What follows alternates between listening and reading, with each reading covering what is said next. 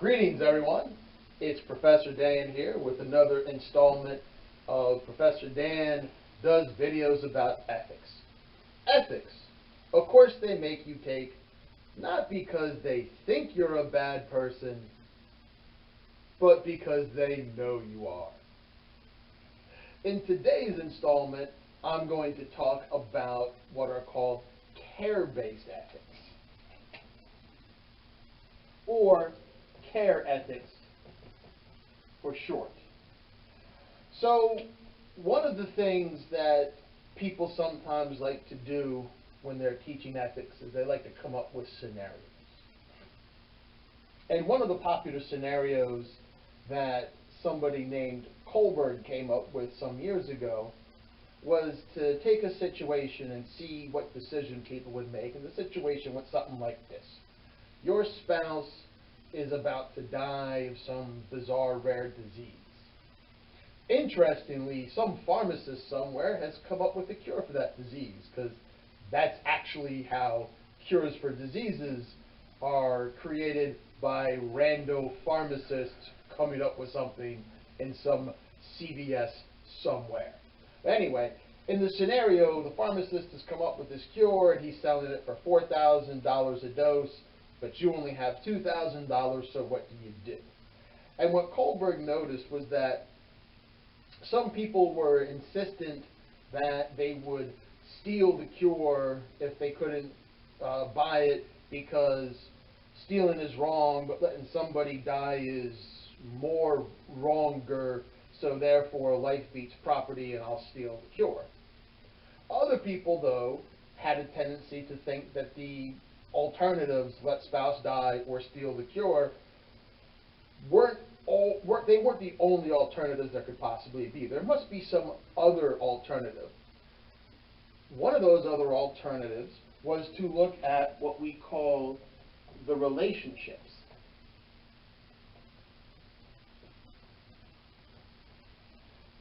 People insisted that there would be a relationship with the pharmacist, and a deal had to be reachable for something like this. And what Kohlberg noticed, and other people then pointed out, was that men who answered this question tended to think in very absolute terms. You do one thing or you do the other thing. Whereas women tended to think in more relational terms. And so Kohlberg thought that women weren't as good at moral thinking as men, because that's the sort of sexism that I guess was acceptable back in those days for some reason. But other people then looked at this and they said, oh, wait a minute. Can we think about ethics rather than, instead of thinking about ethics as a series of rules, which is really what was popular at the time, virtue ethics had sort of fallen out of favor. So most people were either some version of a Kantian or other people of that ilk, or they were utilitarians of some form or another. Rather than think of rules or principles that treat people impersonally, right?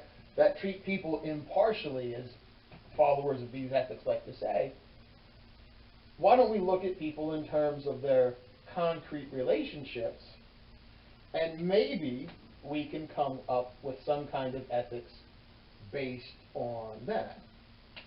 Now, one way we can think about getting into this is as follows.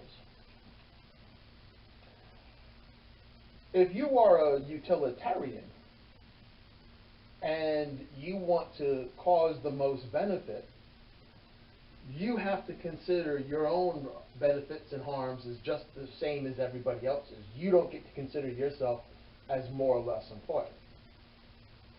But what's interesting about utilitarianism is you don't get to consider anybody else more or less important either. So if you had a choice between, say, saving your friend's life or saving your relative's life and saving the lives of a stranger, neither should be more or less important to you from that point of view, because neither one is fundamentally more important than the other. Or from a Kantian standpoint, I can't use other people as a means to an end to save my child any more than I can use my child as a means to an end to save other people. And people kind of find that to be bizarre to a certain extent. I mean, it'd be one thing, I think on some level a lot of people sort of accept that, yeah, you shouldn't sacrifice 1,000 people to save your one friend or your one relative or whatever. But if it's just a choice between one or the other, we naturally assume that people will choose people with whom they have relationships over other people, and why wouldn't you, right? We're sort of hardwired to have relationships, we're social creatures, we have histories and bonds with these people, and so we ought to then make an ethics that takes that concrete reality into account. And by doing that, they thought, we might do a better job with certain things that could be made problematic by rule-based theories or strict outcome-based theories, and we'll talk about that a little bit later on. So these folks who are practicing care ethics look at concrete individual relationships. And one thing that they notice is that relationships tend to be of different kinds. We have diverse kinds of relationships. You have some relationships with your family, you have relationships with friends, you have relationships with coworkers, you have relationships with people you see regularly in different venues, right? And if you go to the same grocery store a lot, you probably sort of develop relationships with some of the people there. If you go to the same, other store, whatever other stores you might go to on a regular basis, if you go to the same Target all the time in the same areas of Target, you might develop relationships with specific people there, and they're going to all be of different kinds, right? Your relationship with your spouse is going to be different than your relationship with a child. Your relationship with your boss is different from your relationship with a subordinate, etc. Each of these different relationships is going to make different demands, and so you have to look at the specific relationship in order to make a judgment about what's going to be the most ethical thing to do. So from that perspective then, what might be morally correct in one venue would not necessarily be morally correct in another venue, right? It's one thing to tell your spouse secrets that you heard from the workplace. It's another thing to tell some random person that you sort of know a little bit at the workplace all the workplace secrets. Right? Those can be different sorts of things. One is more acceptable and one is less acceptable.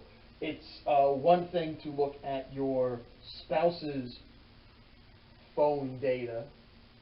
It's another thing to look at your child's phone data, right? Because you're responsible for your child in a different kind of way. You're responsible for your child. You're responsible to your spouse. And so what would be right in one case would be an invasion of privacy in another. All of these things might seem a little bit flexible and a little bit fuzzy, and they are, because we have to have flexibility and a little bit of fuzziness in relationships.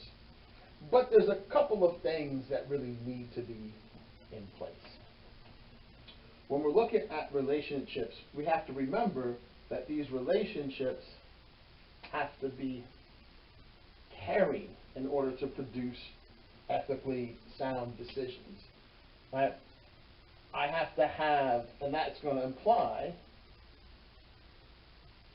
that we have a certain respect for people, right? That we're treating people with a certain amount of dignity in the relationship as the relationship calls for it. These are important caveats to put in place because we want to avoid the trap of saying, well, I'm in a relationship and I care, so it's morally okay for somebody to do things that seem to not be morally okay, like to be abusive or dismissive or something like that. That's not what this says is the case.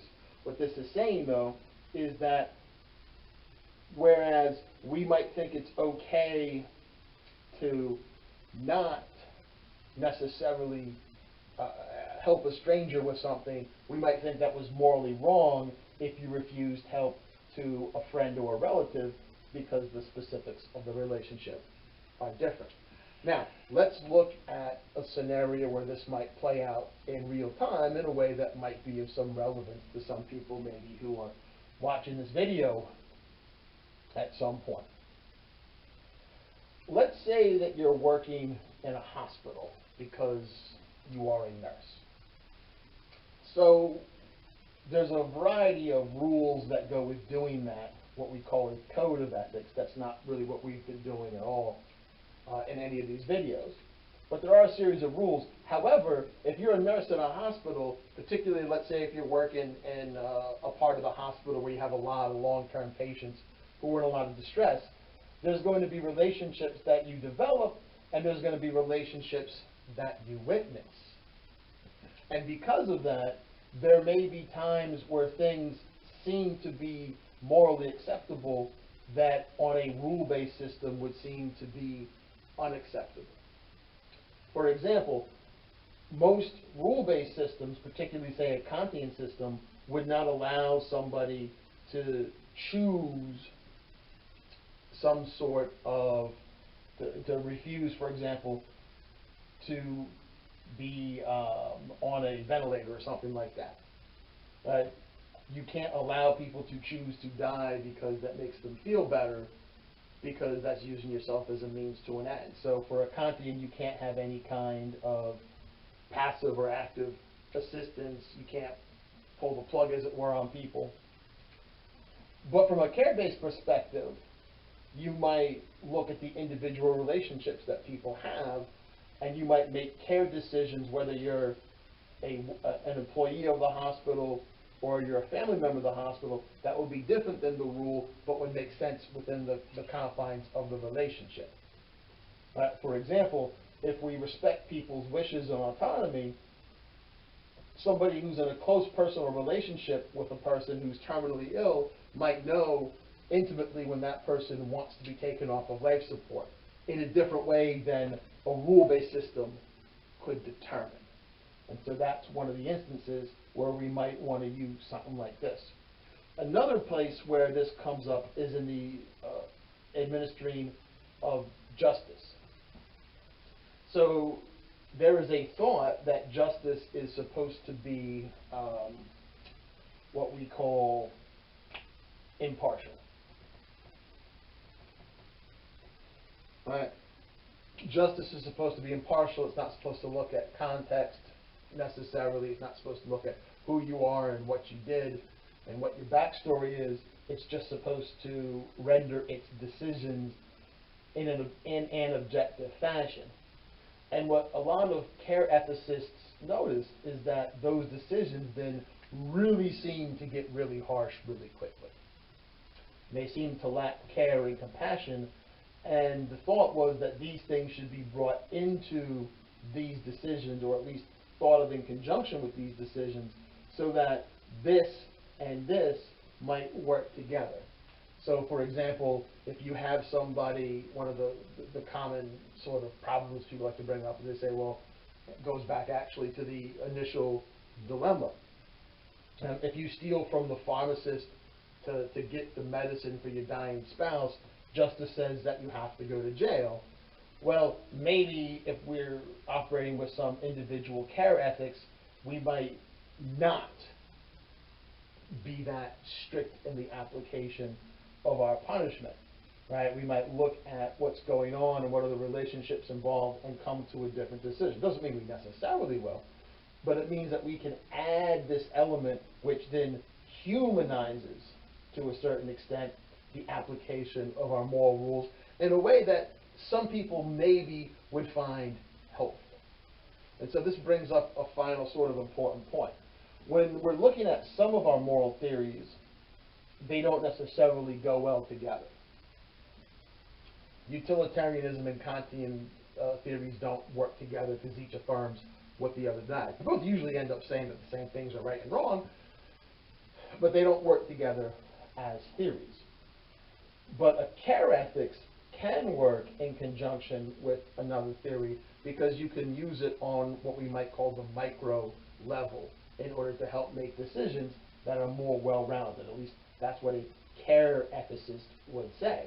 So you can still have an overarching theory of justice, but you can temper it with a care-based ethics if you want.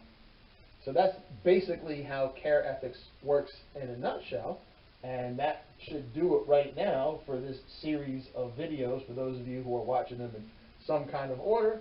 So, until you have another reason to take a bunch of other Professor Dan related activities, this is Professor Dan saying, I hope you have a good day.